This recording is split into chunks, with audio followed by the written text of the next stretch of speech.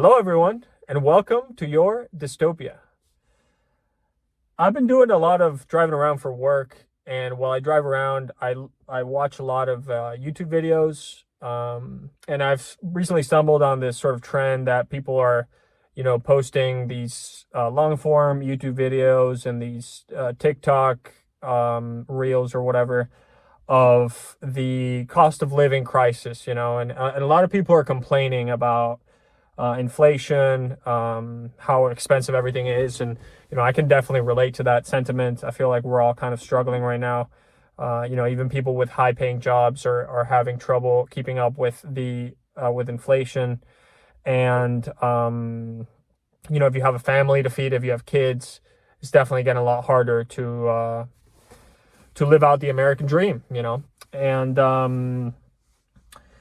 one thing that really kind of frustrates me about these videos is that a lot of the people that are making these videos are also, proposing solutions or complaining about the wrong thing, right? And, one of the common tropes that you see in these videos is corporate greed, corporate price gouging, and, late stage capitalism, all these nonsense tropes, right? And the reality is that this is not a problem caused by capitalism. In fact, capitalism, capitalism has been disappearing in this country, arguably for the last 50 years. It's definitely it's been a slow, steady decline. But really, this whole idea that, corporations are just all of a sudden starting to charge more for their products just to try to squeeze the consumer for their last penny. It's just absolute nonsense, like, on the face of it, right? Like, it just takes a little bit of common sense and basic reasoning to know that that's just not the reality, right? I mean, capitalism hasn't been around for the last 4 years. It's been around for, over 100 years in America, right? So, and corporations don't just suddenly decide to all start raising prices, right? It's obvious that the issue is inflation, as in the printing of currency. Government has been devaluing our currency for the last 50 years. And we are now starting to see the effects of that, right? The effects of decades of government spending beyond its means, and we are the generations that are actually going to be, paying for the Keynesian economic model that's been, dominating over the last few decades, right? So, and it's funny because you see a lot of these videos where people are like, oh my God, these corporations are charging so much. But, like, if you go to a farmer's market and you try to buy, the same product that you're trying to buy at a normal grocery store, Publix or, Walmart, whatever, if you look at the same product in a farmer's market, it's way more expensive, right? So, it's not corporations that are charging more. It's not, corporate greed. I'm not saying that corporate greed doesn't exist. Of course, corporate greed exists, but in a free market, a capitalist system, you see prices decrease over time, right? As corporations compete in the marketplace to offer the best prices for consumers, right? Corporate greed should be driving prices down, not up, and you actually do see that in some industries, right? You see that in technology, for example, right? Even though we've had inflation as a policy for the last 50 years, even though the government has been devaluing our currency, technology, the cost of technology has gone down significantly over the last 50 years as well, while the quality has actually increased, right? It's not like we're seeing worse quality, we're seeing better quality. And the reason for that is capitalism, right? The free market. There's a lot of competition in the technology sector. There's very little regulation in the technology sector. And so we, as the consumers, reap the benefits of that competition. Now, obviously in other sectors, that's not the case, right? In, education, government now plays a big role in education. Um, Medicine is the same thing. Government has become deeply entrenched in our medical system.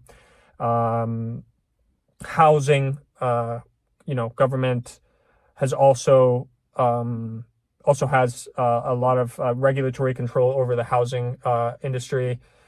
Um, and the financial sector has been overregulated as well. So this is all to say that capitalism is not at fault for this. It's not corporate price gouging. It really is just a case of our government debasing our currency, taking away our freedoms, and regulating way too much. That has brought us to where we are today, right? And what's the solution? Well, the solution is not more government. Okay, the solution is not these crazy ideas that people are they want rent controls or price controls. That's going to lead. I've been there. I lived in Venezuela. I've seen what happens when a government destroys markets and then tries to prevent companies from making profits. All that leads to is shortages, and you're going to end up going to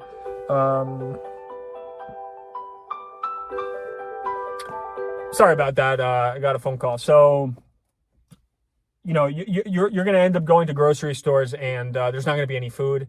You're going to end up going, if they establish rent controls, there's going to be a shortage of housing. Every single thing that the government does will have a negative effect in our markets at some point down the road, right? So, and this is what we've seen with all these government programs, Social Security, Medicaid. These are all unsustainable government programs that, of course, benefited some people at some point. The first people that got their Social Security checks, made a killing. And of course, they lived very comfortable lives after that.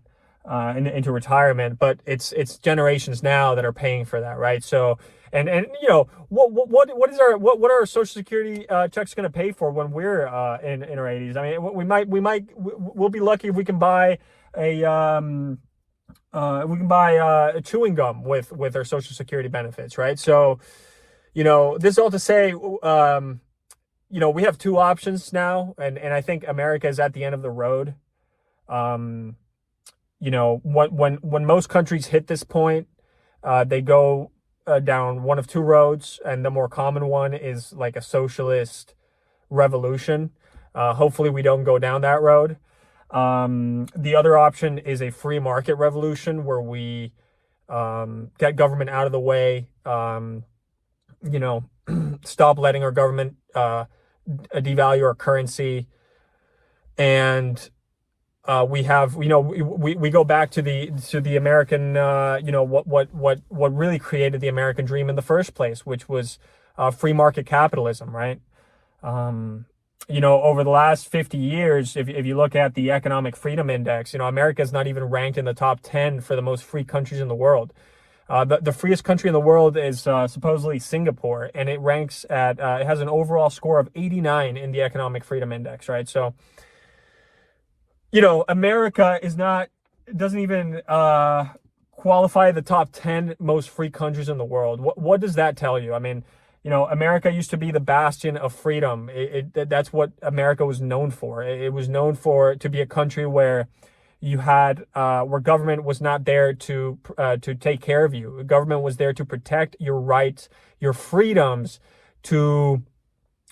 and not to government does not guarantee you anything but your freedom. That's all government was meant to do, not be a caretaker of the people, right? So, this is what happens when you give government the power and control over your financial system.